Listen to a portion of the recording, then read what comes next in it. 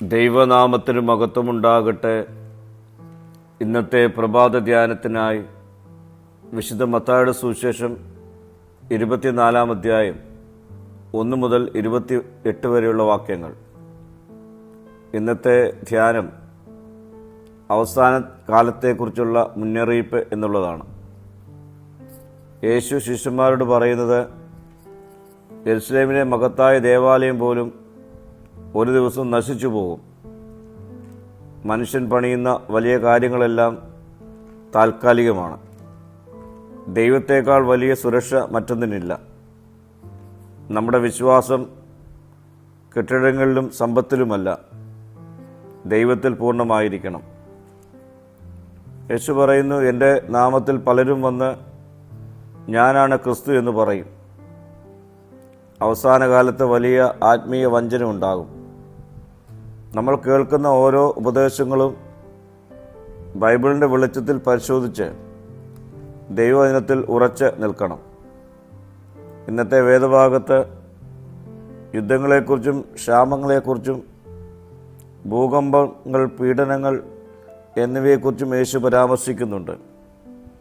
ഈറ്റുനോവിൻ്റെ ആരംഭമെന്നാണ് ഇവയെക്കുറിച്ച് യേശു പറയുന്നത്.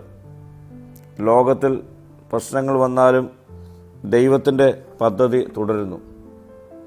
സുവിശേഷം എല്ലാ ജാതികളിലും പ്രസംഗിക്കപ്പെടണം. ദൈവത്തിൻ്റെ ദൗത്യം അവസാനിക്കുന്നില്ല. ഈ പ്രതിസന്ധികളിലും സഭയുടെ ഉത്തരവാദിത്വം സുവിശേഷം പങ്കിടുക എന്നതാണ്. വലിയ കഷ്ടതയുടെ സമയത്തെക്കുറിച്ചും യേശു ഈ ഭാഗത്ത് മുന്നറിയിപ്പ് നൽകുന്നുണ്ട്. ദൈവം തൻ്റെ ജനത്തെ മറക്കുകയില്ല. അവർക്ക് വേണ്ടി അവൻ ദിവസങ്ങളെ ചുരുക്കും. അവസാന കാലത്ത് കള്ളക്രിസ്തുക്കളും കള്ളപ്രവാചകന്മാരും അത്ഭുതങ്ങളെ കാണിച്ച് ജനങ്ങളെ വഞ്ചിക്കുവാൻ ശ്രമിക്കും. എന്നാൽ യേശുവിൻ്റെ വരവ് മറച്ചു വയ്ക്കുവാൻ കഴിയുകയില്ല. കിഴക്ക് നിന്ന് പടിഞ്ഞാറ് വരെ തെളിയുന്ന മിന്നൽ പോലെ മനുഷ്യപുത്രൻ്റെ വരവും വ്യക്തമായിരിക്കും. പ്രിയരെ, ഭൂമിയിലെ കാര്യങ്ങൾ താൽക്കാലികമാണ്. മറ്റുള്ളവരാൽ വഞ്ചിക്കപ്പെടാതെ ജാഗ്രതയുള്ളവരായി ജീവിക്കണം. കഷ്ടതകളിൽ വിശ്വാസത്തിൽ ഉറച്ച് നിൽക്കണം.